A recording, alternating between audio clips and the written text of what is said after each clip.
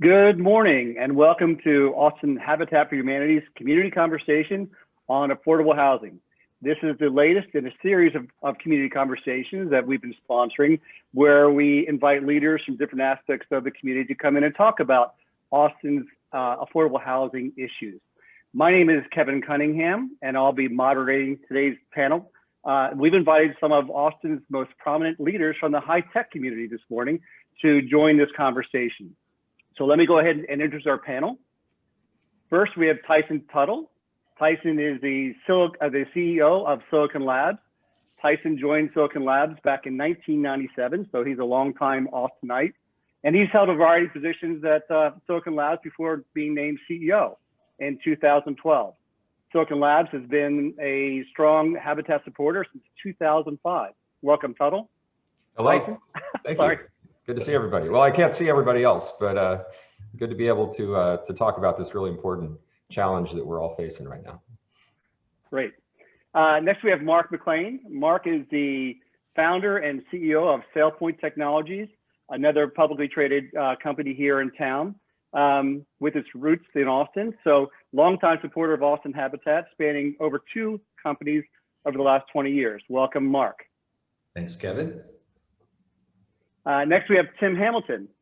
Tim is the CEO and founder of a company called Praxent. They're a 20-year-old software development company here in town and a more recent supporter of Habitat's cause. Welcome, Tim.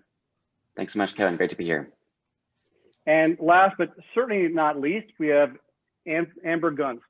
Amber is the CEO of the Austin Technology Council, which is a 28-year-old organization here in town whose membership includes over 250 high-tech organizations representing about half of Austin's high-tech community. Welcome, Amber. Thank you, Kevin. Nice to see everyone this morning. Great. Hey, so before we get started, I want to point out for those attendees here, we'll be taking questions throughout the panel discussion. There's a little Q&A icon down at the bottom of your screen there. If you have a question, go ahead and enter that in, and you enter your question in, and then as time permits, we'll get to those questions at the end of the panel discussion. So first and foremost, let's talk about why we're having this conversation today. I think, it's no secret to everybody that Austin is undergoing a housing shortage. It's actually in the news this morning. But for the people at the lower end of the income spectrum, that problem is greatly exacerbated.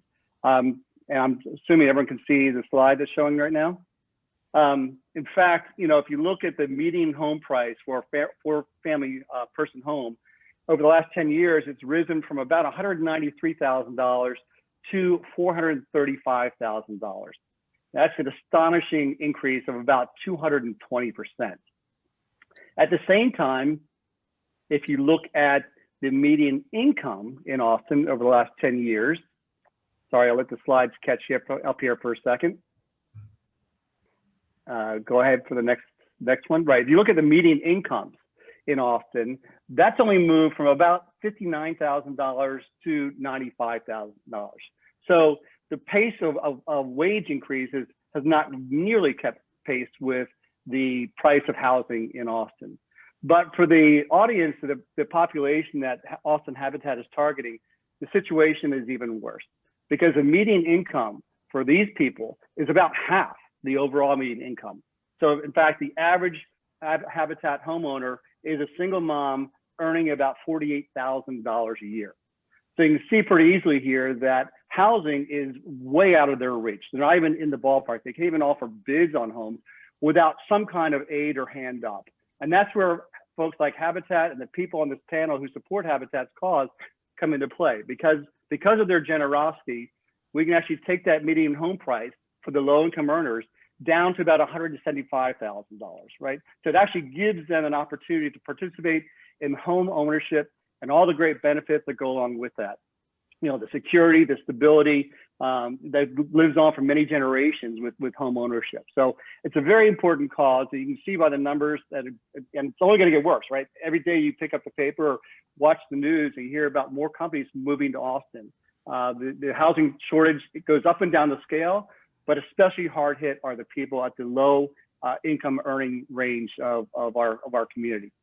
So what does high tech have to do with this? Why do we invite these leaders from high tech to come in and speak with us today? Well, the reality is a lot of Austin's growth has been fueled by high tech. I'm not saying that's a bad thing. I think high tech's been great for Austin, and Austin's been great for high tech. I personally have benefited greatly from that. I've been in the high tech community for the last 30 years here. It's been phenomenal what's happened here in Austin. But an unfortunate byproduct of that success and that growth has been that we have outpriced people at the low end of the pay scale from being able to afford to live where they're working. They just simply can't afford to live there anymore. Compounding that is that Austin, unlike other major metropolitan areas, doesn't have a real robust public infrastructure for transportation, right? It's just not there yet. So unlike a city like Chicago, where they can go out on a rail line and build affordable housing, and people still have access to their jobs in town, we don't have that here in Austin. So we're kind of hit with a pretty unique situation in Austin based on both our high growth factors, our relatively high paying jobs in the high tech sector. And we actually represent a large portion of Austin's population, and it's growing. It's growing at 2 times the rate of all other industries combined in Austin. Currently represents about 16% of the workforce. That's 1 out of every 6 people in Austin works in the high tech. We've all helped contribute to that, not intentionally. It's been a unfortunate byproduct of our success and growth. And therefore, I feel like we have an obligation to give back to the community and help to solve this very problem that we actually helped create. So with that as a backdrop, I'd like to turn to our panelists now and start asking a few questions. So each of you have embraced, the affordable housing issue in one way or another as part of your corporate giving philosophy. My first question is, what motivated you to pick affordable housing and Habitat in particular to support as a cause? Mark, you've been a longtime supporter of Habitat, both personally and across 2 different companies, first SailPoint and then before that WaveSet. So what about Habitat attracted you and motivates you? I think a few things, Kevin. One is, I think all of us recognize the value of home ownership for a lot of factors. Just that it sort of, I guess when you're a kid, you think about growing up and like, that's when I'm an adult, when I own my own home, quote unquote. But there's a, a greater benefit, I think, than that from a, it's a good thing to get people into homes, like start with that value. But then there's how do you do that? And that's where Habitat has come in. And I think a few things I learned about Habitat early on really encouraged me to focus there. One was this idea of they're not just giving away, they're asking those that are going to benefit to participate, right? I don't want to steal the phrase you may use later again. We'll just say it a couple times, hand up, not a handout, right? Like, let's help these people step forward, but we're not just giving it to them with no participation. And there's a lot of dignity in that the folks that benefit get to participate in the process. I think that's huge. And I think back to our tech community, Kevin, as we all know, so many tech startups start with very little money, lots of energy, right? And so it affords an opportunity for what's sometimes called sweat equity, right? The ability to kind of work and help this cause, even if you can't give a lot of financial resources to the cause. And I think that was a great thing early on, because you saw both the potential homeowners and the volunteers all, get to put that sweat equity in together. And I think the last thing that from a corporate, versus maybe personal standpoint, if you're going to kind of rally your team around something and ask them to get involved, frankly, it's great to have something that's pretty well proven out. And, Habitat's been around, they've proven out their model nationally, now even globally, of how they can, get the community to come together to help provide housing for those that need it. So I think those are probably the major factors that kind of drove me there. Great, thanks, Mark. And Tyson, Silicon Labs has been, a major supporter of Habitat for the last 16 years. How does this fit into your company's vision for giving back to the community? Well, Silicon Labs was founded in 1996, and actually I've been there since 97. So started early, back when we didn't have much money either. But we made a commitment from the beginning of the company to really 2 things. One is to give back a percentage of our profits to the community, and it's kind of started with education and STEM and that sort of stuff. But we also required all of our executives to get involved with nonprofits. So directing the effort and directing the dollars in such a way that you're actually engaged with these organizations. So for many years, Everett Plant was on the board at Habitat, and I know Ross Sabalsik, he's probably the one that should be on this panel. He's one of our vice presidents running one of our big businesses, and he's going to be I think your board chair next year.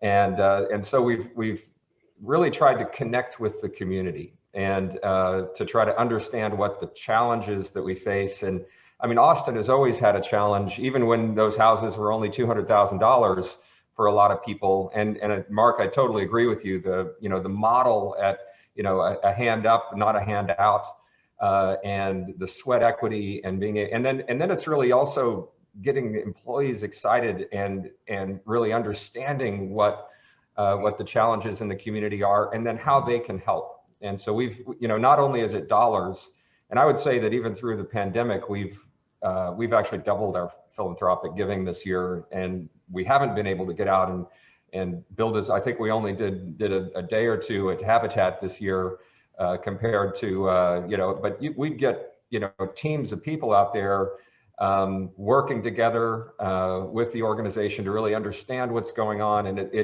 it's had a great cultural impact and really help to educate people about that. It's not just, success in business that matters. It's the success of the community and everybody in the community.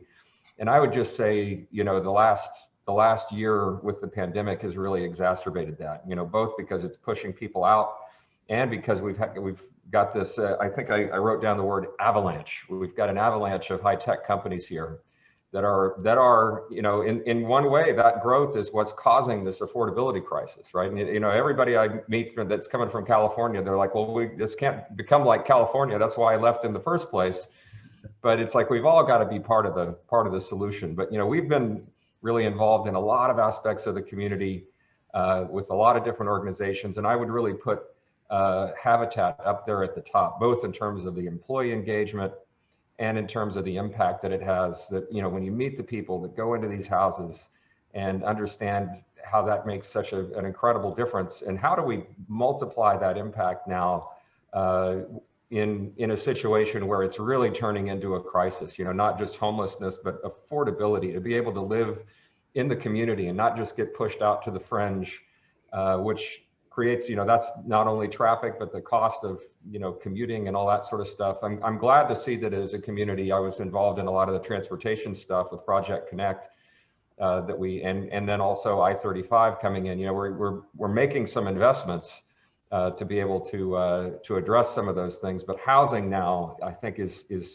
like the epicenter of everything we're doing. And Habitat's got a great model, and it's been a real pleasure to be working with Phyllis and the organization and getting all of our employees involved. So it's this is something that I'm encouraging everybody else on the call to embrace.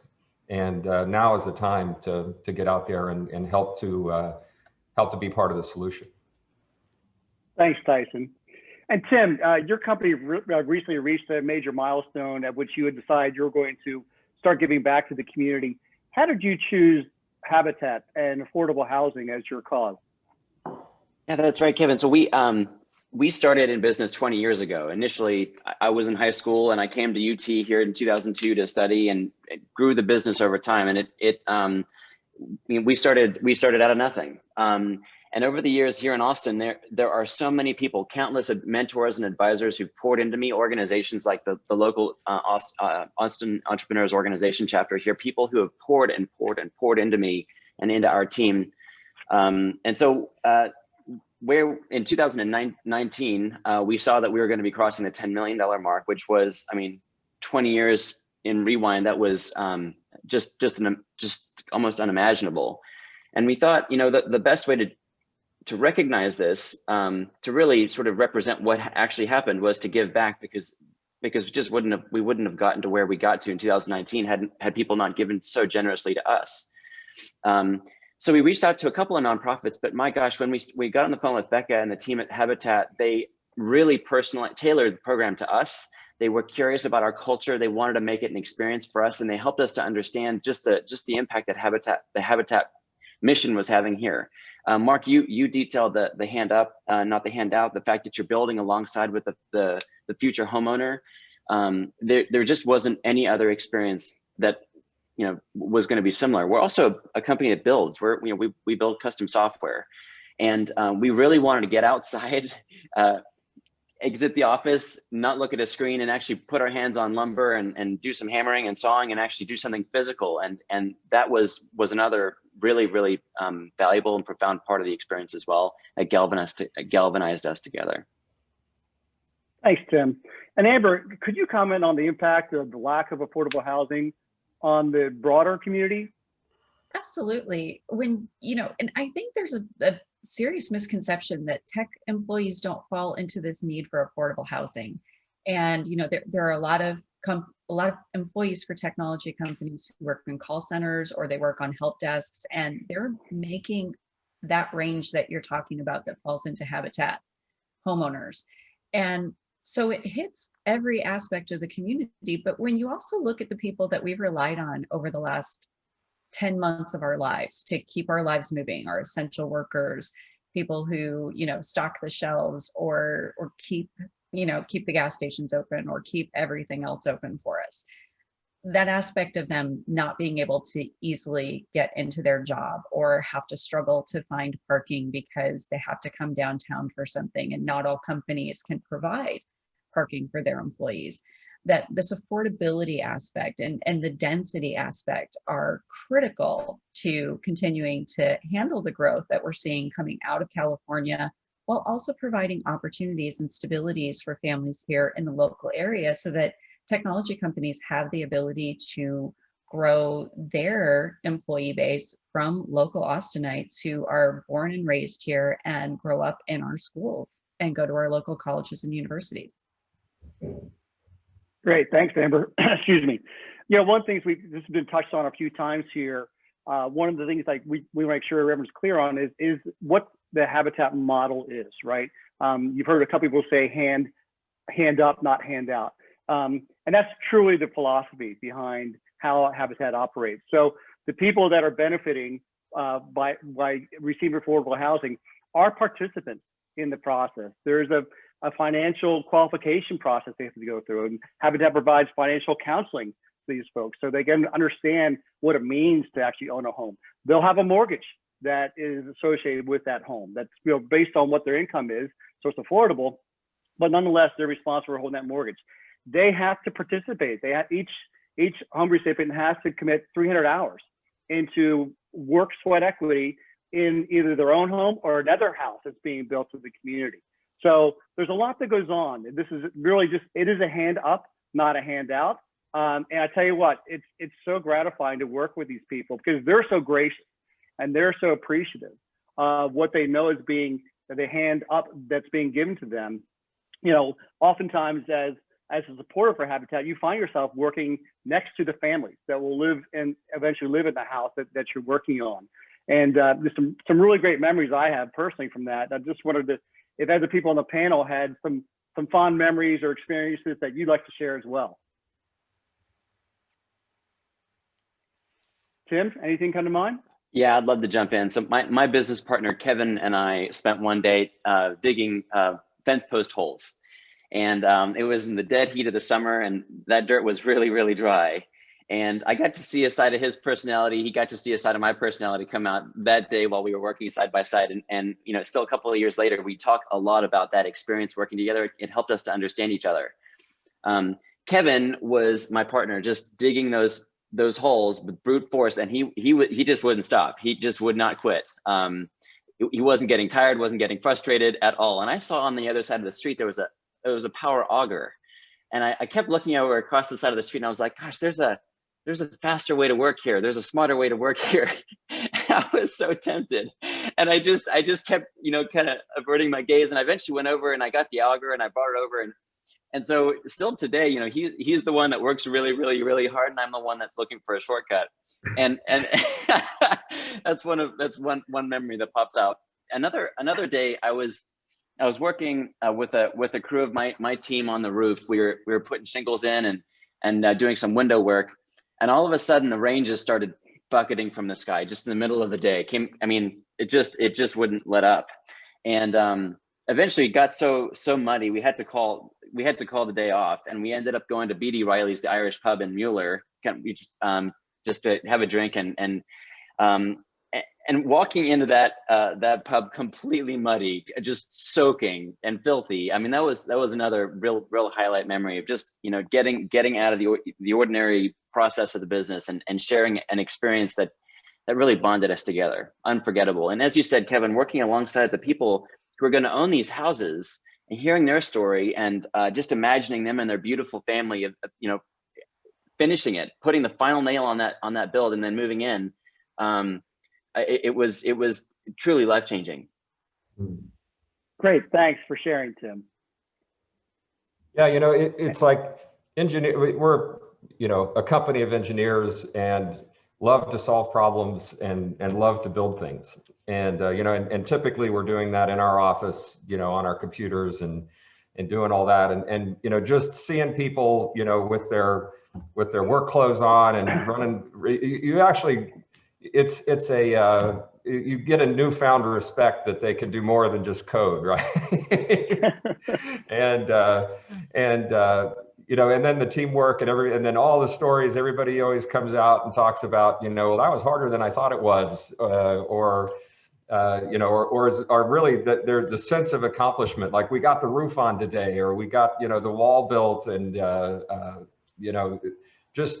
just seeing all that happen, and how excited people get about it. And engineers, people in tech, we started taking things apart and building things and all that.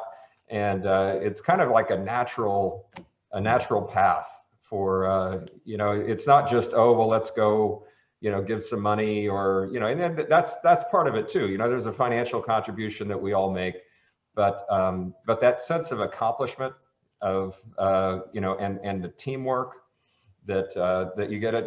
And Tim, good stories about, a little, maybe you'd find a newfound respect for people and what they're capable of, or what maybe some of their weaknesses are, and how you need to kind of work together to solve those. There's a huge cultural aspect to this that I think is not to be underestimated. And that's, and we do that. We build a culture and we build teams and we, drive towards a mission, and and you get hyper focused on that. And this is a way to kind of, get a little bit of diversity and a little bit of, a broader perspective as to what this is, what life is really all about. So totally Great, resonate with your story about B.D. Riley's and your muddy boots. That's pretty cool. Thanks, Tyson. Mark, any memories you'd like to share? Well, I'll get to be the outlier here a little bit. Early in life, my poor wife figured out I was not that guy that you wanted to pick up tools and do things around the house, because it usually involved calling a professional to fix whatever I hadn't done right. So I've learned kind of how to bring, as you guys had said, you kind of learn people's gifts and skills. Like mine are not tools. Maybe this is why you became the CEO, Mark, is, perhaps. you like to direct everybody. Well, but on the other hand, it's an interesting thing that happens at a habitat site, right? There's the skilled workers, and then there's kind of labor. So when I do habitat, I'm labor. So like this last one, spent most of the day digging out bushes on the side of a pretty steep hill at the back of this house, and then ultimately laying sod, which takes almost no skill. So even I couldn't screw it up. And so there was that aspect of it. But what was fun, I'll just kind of take a little serious note and tie back into the homeowners. The homeowners had been there, I think, early, and had to go for a little while and came back. And I remember the project leader, I forgot his name, there with us that day. And he said, look, this is actually one of the most fun days. It was literally almost the last day. And when you walk up to a home that's being built, even one that's almost finished, it still looks kind of like a project when there's a lot of dirt around it.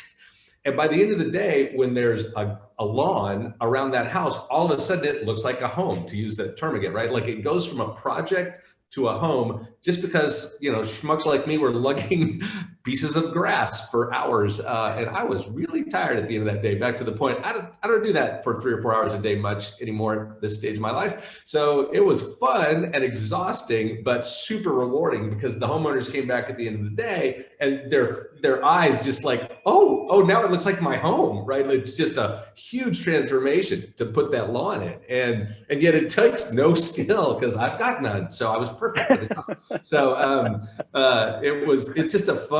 it's just a fun story about, look, and that partly my encouragement here is, if you're not a tool person, and a lot of you geeks in tech are not, I get it. You could show up and do something, even if you don't have skills. This is us doing the dedication. Cool. All I had to do was hold a board. Even that's less skill. Yeah. Yeah. Notice they didn't give you the saw. Yeah, exactly. Notice I do not have this saw. Thanks, Mark. That's awesome. You know, one of my fondest memories happened last year at what we call the wall raising, which takes place early on in the process of home construction, where you have a prefab wall and you stand it up, and there's a bit of a ceremony that goes along with that. And it was for a family called the Martinez family, and this is actually interesting stories. 3 generations. There was a older mom and dad, then a younger daughter, and then a granddaughter. And the daughter was actually currently living in a Habitat house. She had gone through the program. She had, participated with the sweat equity. She was currently living in a house. She exposed that opportunity to her parents, and this was going to be her parents' home now. And so the whole 3 generations were standing up there, and just spontaneously, the senior Martinez, he just turns to me and gives me this great big hug. I mean, just like, I was like totally shocked, but he just, he didn't speak English. I didn't speak Spanish. We couldn't really communicate, but he just wanted to show his appreciation and gratitude for that. So it was really kind of a very heartwarming moment in being on site with that multi-generational family who are going to benefit for generations to come. It's just quite rewarding. Mm. So, Tyson, you touched on this earlier in terms of the benefits to your organization. Obviously, there's benefits to the community, but I think we've all seen benefits to the organization itself. Could you guys talk about those benefits, what you've seen within your company, and how it helps promote and foster the culture you've built within your companies? All right, Tim, it's your turn, man. I'm happy to jump in. So our first core value is care deeply. And care deeply is all about serving others. And at the end of the day, that's what started us in business, serving our very, very first client well enough to the point where they referred us on to the second one, and then just repeating that process again and again. And one thing that this experience taught me was that sometimes you can get so lost up in caught up in the doing of the work, building the wall, so to speak, that you lose sight of the cathedral, if you guys are familiar with that metaphor.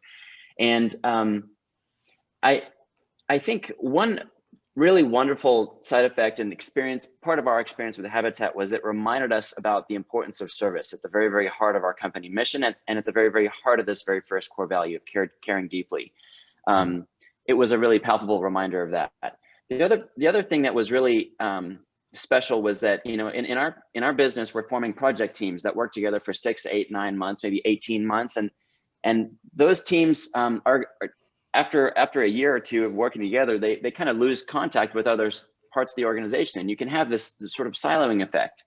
And working together on a build site, working together on a window, or to install the drywall, you start to form cross-functional, across silo relationships, and it really increased the connective tissue of our organization. I mean, the feel of our community skyrocketed.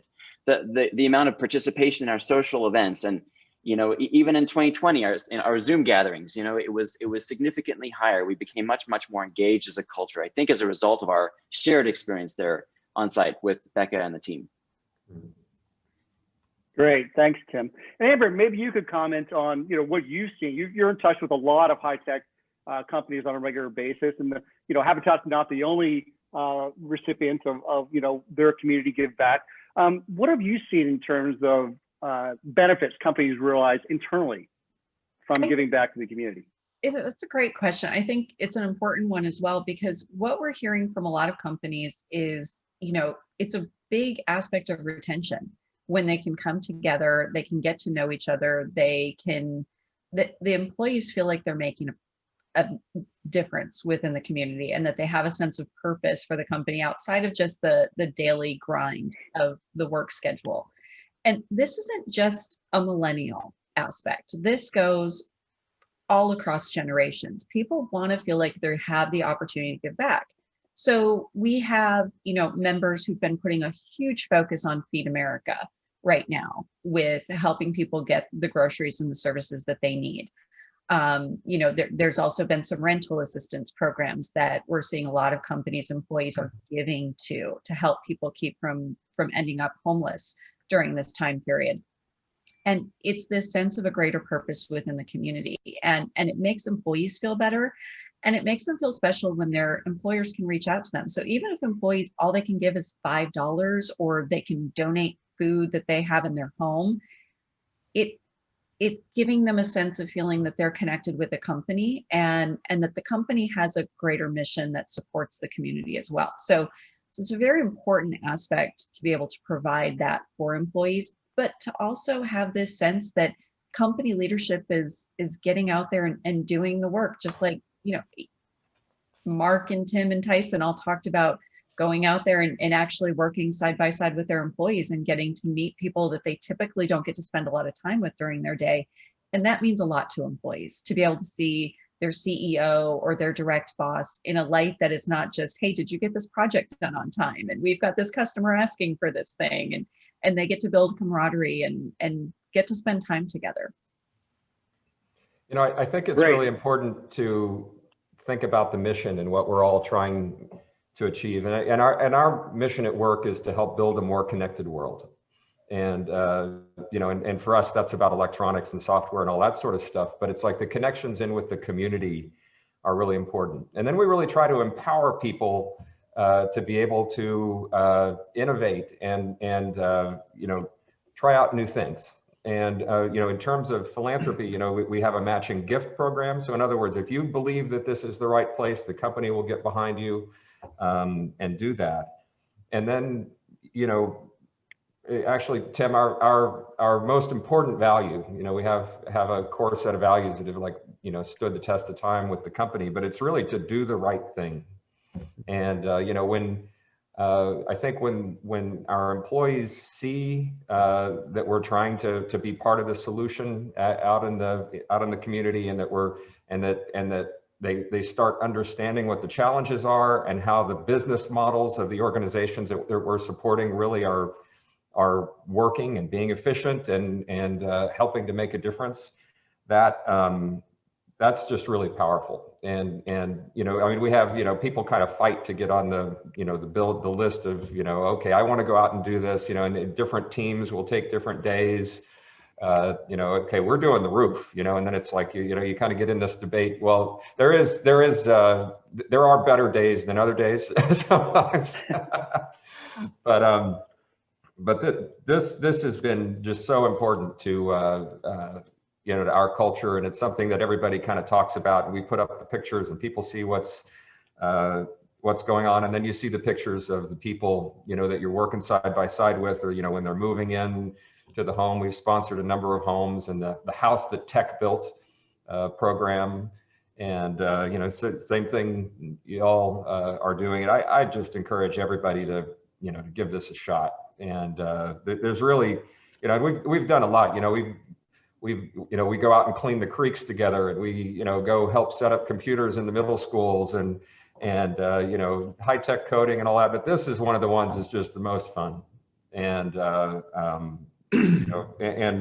and really has helped. That's why we've stuck with it for so long. I mean, it's every year, and Kevin, you and I have talked a lot about the efficiency of what's going on. I mean, getting the land, the amount per house, how much help that all the labor is to help make that work, and how we can expand the numbers to start really addressing the magnitude of the challenge. We've also supported Mobile O's and Fishes and Community First Village and the tiny homes. That's one aspect. You've got Foundation Communities, been a big supporter over there, but Habitat is like just right in the middle of how do we give people a place where they can help to start creating some equity and stay part of the community. So that so that Austin really stays what has made Austin weird or special or whatever we like to think about. I've been here for 27 years and have no intention of going anywhere else. So it's like we gotta build our own house here. True. Well said. Thank you. I guess, Kevin, the only thing I'd add, not much. It's hard to add to what's been said about kind of the reasons for the team to get involved. I think, like Tim said so well, it's just that silo thing is a big deal. All of us have companies that have grown a bit, and yeah, if you have a team of 10, hopefully you don't have too many silos yet in your tech company. But you know, as you grow, you see people kind of just not negatively, just the normal flow of work causes them to spend most of their time with a certain set of people. And I just love seeing how people build relationships across other organizations when they go out and do something like this. And look, you know, to put a little kind of a touchy-feely thing on it, but I think it's real, right? The whole "it's better to give than receive." You feel that when you're out at one of these jobs. You see how awesome people feel from your team when they've given and served all day. You know, they think, oh, this isn't, you know, if you're cynical, like, this isn't benefiting me, why am I doing this? Well, it's because it does benefit you. You feel great at the end of a day of serving, and you see this incredible gratitude and appreciation on those who are served. And you're like, yeah, this was a really good use of a day. These people are really going to benefit from this. And we help them, again, step up, hand up. And now they're going to turn around and help others in the community, right? It's such a pay, you know, we haven't used the old pay it forward phrase, but it's such a great model of paying it forward, just continuing to cycle more goodness into the community. You know, I love this, Tim, your story, the Martinez family, the daughter gets her home and she pulls her parents into it. I love that story, right? It's just like, that's how it's supposed to work. And then they're going to get their friends and we're going to pull our company friends and let's go build more houses. It's such a virtuous cycle. There's plenty of vicious cycles in our culture today. Let's do some virtuous cycles. You know, there's another aspect of just kind of more of a practical thing is that, you know, you don't want employees to feel like they have to take vacation to go do something like this. And so we've instituted a policy where we actually give people 3 vacation days, really volunteer time off, that, you know, they can, you know, you're not having to use vacation, and it's actually encouraging people to go out and take time off. So it's like, you know, and that sends a message. It's like, hey, we expect people to go out and actually spend some time, and we're willing to give you those vacation days to go and do that. And then they, you know, come back and talk about what they worked on. But you know, it's like setting that expectation that, you know, this concept of community versus you know, just the pure focus and kind of, you know, inward, you know, don't call it selfish, but, you know, it's like we just all get really focused, and that connection to the community is something that I think, especially now, is more needed than ever. Totally. Just to the extent that all these, you know, all the companies in Austin can help do that and connect together, will make a big difference. Yeah, well said. And to that point, interesting enough, you know, there's, depending on which survey you look at, there's 4,500 high-tech companies in Austin. Some say up to 7,000, but that probably includes, you know, individual contracting. But say, let's call it 4,000. Historically, the participation level in the affordable housing driven by Habitat has been pretty low. Over the last 5 years, we've had a total of about 25 companies participate. That's less than 1% participation. I'm on a personal crusade to improve that. I think that, you know, as I said earlier in the conversation, I think it's not just a good thing. I think it's an obligation we have from the high-tech community to participate in this.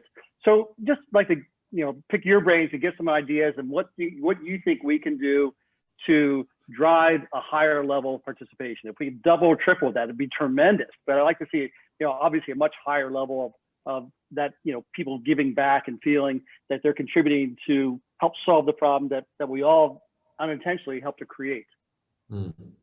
Yeah, Kevin, you and I have talked about this. I mean, our marketer, we're marketer heritage guys, and there's that old model in marketing, AIDA, awareness, interest, desire, action. Like, first people got to be aware, then they have to get interested in it, then they have to have a desire to do something, and then they have to do something.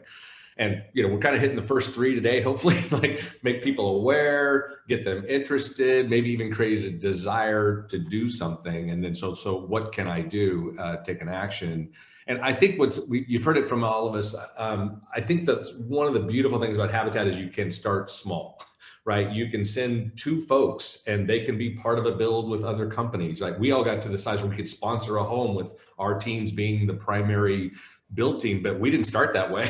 We went and joined a build where a couple folks could go that day or whatever. So you can start small on the people volunteer side, and certainly you can start small on the financial side. But again, like you said, Kevin, I certainly want to challenge the tech community that has benefited so much from what's happened in Austin to financially, those that can, the companies have gotten to the size and scope, like we should be giving back some of this largesse that we've accumulated to help bring others up. And so it's a great model because you have both the ability to use sweat equity, as we've said, time, energy without money if you don't have it yet, or, you can write some checks because they need more land and more opportunity to build more. And I know we're going to probably touch on multifamily, the model's shifting a little bit and all that, but just that whole thing. And then the last thing I'll say, Kevin, to make our old ADA model get into the current hip marketing is WOMA, right? Word of mouth advertising, right? Tell people about this stuff. I'm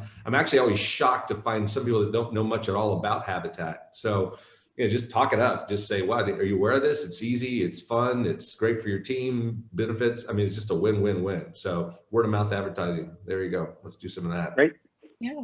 And I think it's important to keep in mind that most tech companies, they're very heads down, especially in the beginning, trying to build their product, get it out on market, prove that it, the proof of concept works on it and everything else. So it's not an intentional of, we don't want to get involved and we don't want to help the community. It's just more of becomes habitual practice to focus on what's going on with the company. So I think one thing that the executives who are currently involved with Habitat can do is kind of like Mark said, that word of mouth, and invite the people that are in your CEO, CFO, COO groups to come out and join you for a build, or even just the ribbon cutting on the build to see the excitement for it.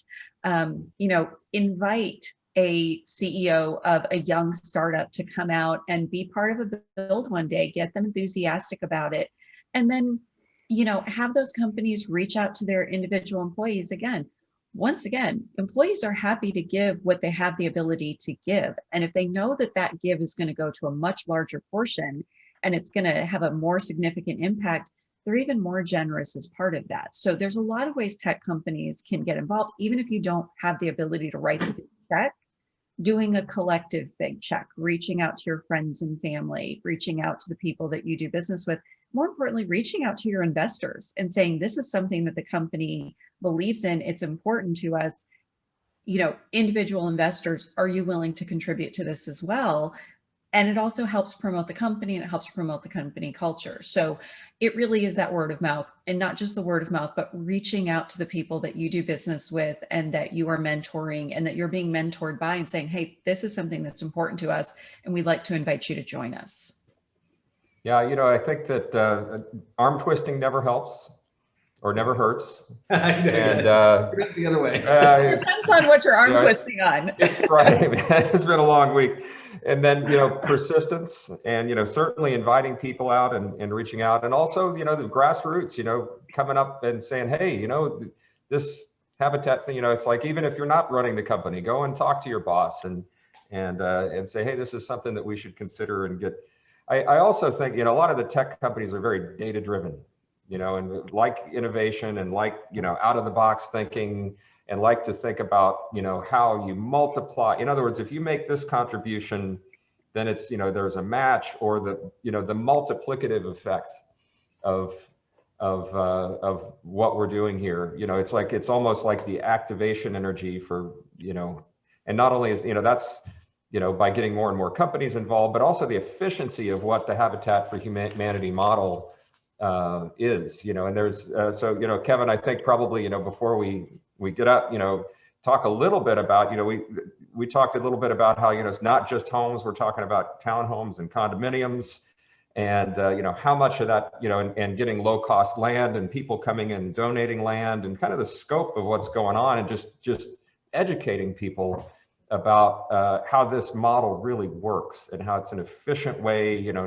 we get all of these other benefits coming out of it, but it's also something that's very effective, and that's something that I think resonates with organizations. Second thing would be that, you know, the Habitat for Humanity is a national thing, but the Austin, you know, it's ring fenced, right? It's like each region or each city kind of operates independently. And so that, you know, it is a local organization. And so making sure that people understand that this isn't just part of you know, the money's not going somewhere else, that it's really staying here in our own backyard. So Kevin, you know, maybe I'm interviewing you, but, you know, a little bit more of that data for the folks out on the call, so that, you know, so people really understand how this works and how efficient it is, and how to take those messages back, you know, into their organization. Sure. So that they know that this is a good place to spend time. Yeah, I mean, it's just a reality of our community is that, you know, not just it's housing in short supply, land is in short supply, right? So Austin Habitat is on the forefront of innovation in the country in terms of migrating towards a higher density model, right? So we can get more families into less square footage. So we're in the process of building out a series of townhomes right now. There'll be, you know, several dozen townhomes in a space that maybe in the past could only hold six individual homes. So we're being forced as a result of not just the rising cost, but just lack of availability of real estate to go to a higher density model. Now, that has some consequences in that, you know, we talked a lot, everyone on the panel has talked a lot about the participation and the volunteerism that goes along with that. Combination of high density housing actually constricts the amount of volunteerism that can go into that. So money becomes actually even more important than sweat equity. But, you know, that's just the reality of what we're facing. And then, you know, the other thing that's impacting us right now, and hopefully this doesn't last too far in the future, COVID, right? We're restricted on how many people we can have on an individual site. So we have lots of people who are volunteering, and that's very much appreciated. But what we really need is finances, and that really affords us property that we can then turn around and provide that higher density housing. It's just a reality in Austin, again, because we don't have the mass transportation that goes far outside the city for the most part. We can't just keep spreading out with our affordable housing. We've got to be much more innovative than that. And hats off to Phyllis and team, but that's exactly what they're doing. We're leading by example for the whole country here in terms of what, you know, how this is going to evolve over time to be, you know, affordable housing in a higher density manner. Well, Tim, did you have anything you want to add to this one? I wanted to double down on what Amber said about just being heads down. You know, I growing a small business, I learned hypervigilance and focus was a survival skill in the early stages. And, you know, at a certain point, you pass from survival into scaling. And yet, you know, a lot of the skills and tactics that got you there kind of stick with you, and it's time to unlearn them. I'd say a great way to do that is it takes a long time to think your way to new behavior. I've tried to do that again and again and again. It just takes ages. But man, if you can behave your way to new thinking, that's a much faster way to go. And for anybody who's kind of in that stage of, you know, going from hypervigilance and passing through survival and getting into scaling their organization, and this is something that is attractive and appealing, I would just encourage you not to overthink it. I think I overthought a lot of things historically, and philanthropy and giving back and being more community focused is one of them. And then when we finally ripped the Band-Aid off and pulled the trigger, not knowing really, you know, how much of a distraction it would be, or if it would disrupt the business, or if customers would be upset because we were away for 4 days. I just kind of set all those concerns aside. We just did it. And oh my God, I couldn't have ever experienced or understood the benefits had I not actually experienced them.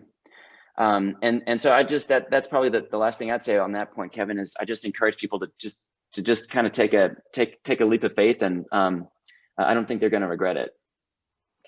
Hey, and Kevin, before we move on, let's also mention Restore and the fact that you can donate stuff that you are not using anymore. So I know a lot of tech companies have said, we're doing away with the office. We don't need the office anymore. We're small. We don't need that overhead. You've got desk furniture. You've got things you're not using anymore. You can donate those. but also buying from Restore.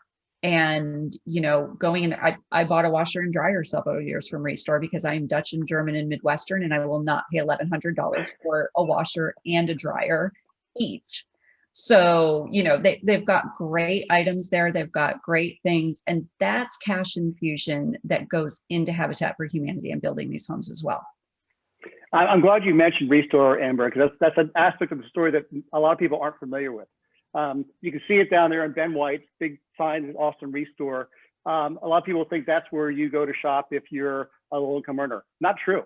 That is open to everybody and open from for donations from anybody, right? Whether you're a tech building or a tech office or individual homeowner, take your unwanted supplies and appliances and lamps and everything, take it there, right? It goes to a good purpose, because every dollar that is a revenue that comes in to Restore actually goes directly towards building affordable housing. It's a very efficient operation.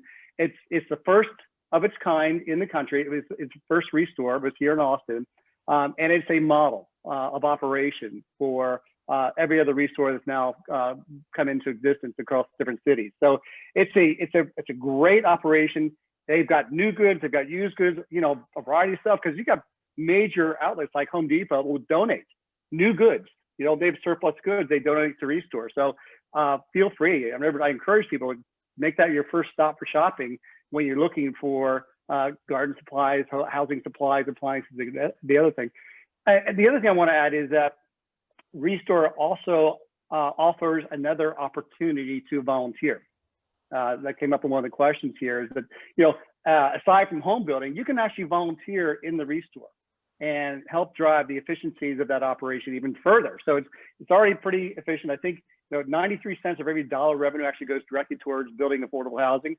That's a great opportunity, and one that's not really constricted by sponsorship of a home or whatnot. So keep Restore in mind, whether you're shopping, or whether you're donating, or whether you're looking for volunteer opportunities. I'm really glad you brought that up. Yeah, I would encourage people to go do that. I mean, it's actually a more interesting trip than going to the Home Depot, which engineers like to go to the Home Depot, just if you don't know. But it's also the Habitat for Humanity offices are there. Actually, one of the better, you know, I spent some time with Phyllis, and I'm sure that, like, if you're thinking about doing a house or volunteering, the folks at Habitat would love to host you there at the Restore, and you go and meet some people and see, you know, kind of, you know, what's going on, and then get a little bit of a, you know, kind of a summary of, you know, more details of what the organization is all about. So it's a fantastic place. Donate your washing machines and all that sort of stuff. Go there and check it out. But it's also, you know, potentially an opportunity to more meaningfully connect with the organization, and to kind of start exploring it. Like, how could I get involved? What, you know, where do you need, you know, what are your challenges? How can we help? And that's a good entry point. Yeah. Good point. Great. Hey, we're starting to run out a little bit of time here, so I just want to provide an open-ended question for our panelists here. It's been a great discussion today. I think one that we all agree we need to continue to carry forward and hopefully expand. And I hope, you know, if you're listening in and you work for a high-tech company, you could talk to your CEO, talk to your HR department, talk to your CFO, ask, you know, what are we doing? How can we participate? How can we, you know, contribute back to the community? And talk to your friends, right? We need to expand this network of high-tech participants in supporting this cause. So I'd like to ask the panelists if there's one thing you could say to encourage your fellow high-tech leaders to participate in solving the problem, as I've said a few times now, the problem that we actually help create. What would that be? I'll jump in, I guess, on this one, Kevin. Lead by example, right? All of us are in leadership, and if you're not a leader in your company and you're a parent, you still know this is true. Or if you've been parented, so now I've covered everybody. You know, at some level, right? We all get the, you know, actions speak louder than words thing, right? Like, lead by example. You know, I think one of the things you guys on the audience heard, it's weird not to be able to see all of you out there, but one of the things you heard was all of us at some point got ourselves dirty and went and did this, right? And it's so different when senior leadership of a company says, this is a great cause, you all ought to go do it, as opposed to go with them. And so I think leading by example, if you are leading a company, you know, like Tim, like get out there with your team and do it. And if you, again, is the point where the financial thing is an opportunity, lead by example there, write some checks, right? I mean, Habitat needs more funds because a lot of times they've had enough volunteers and not enough money to get the houses started. And like you said, Kevin, I think as we move to some of this higher density, that problem's going to get a little tougher. You know, we can't send 1,000 people to go help Habitat build houses. We got to send them some money and some people, you know. And so I think we're going to have to shift our focus to like coming up with some of the financial help that the Habitat needs to drive this. And again, the tech community's benefited massively, so we can give some of it back. I'll go next. So I'm actually a beneficiary of affordable housing options for people. When I was born in 1973, I was born into what I think essentially now would be referred to as public housing. It wasn't exactly Section 8, but it was very low income because my dad worked in a factory, my mom was a stay-at-home mom.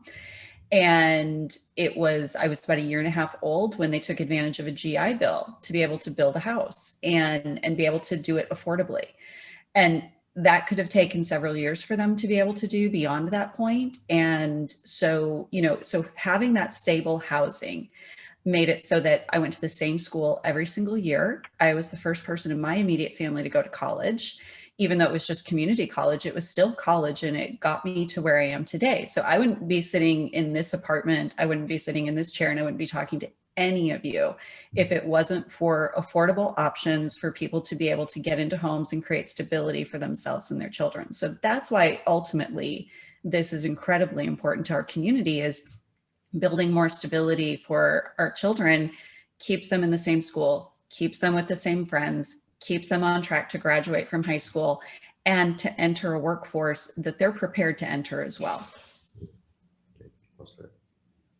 Yeah, I would just, Thanks, Amber.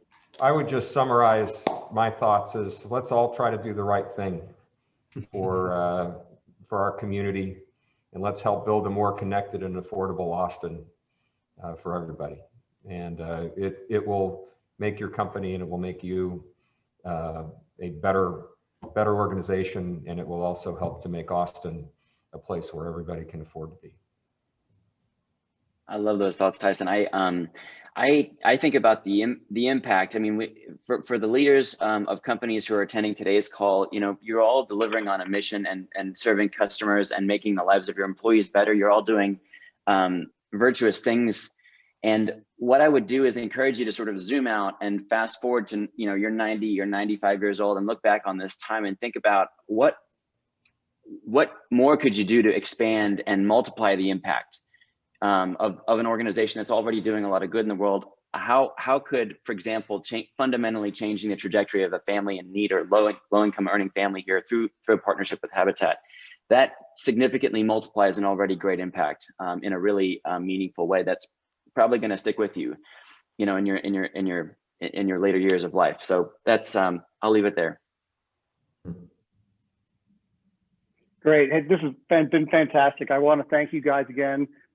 Mark, Tyson, Amber, Tim, it's just been fantastic. Great conversation.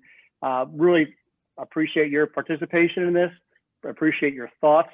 Really appreciate your, as Mark said, leadership through example, setting great examples for us, the tech community here. So thank you one and all. Very much appreciated. Great conversation. Have a great weekend. Thanks, Thank Kevin. you, Kevin. Thank you, everybody. Thanks, Kevin. Thanks, everybody. Thanks, Kevin. Yeah.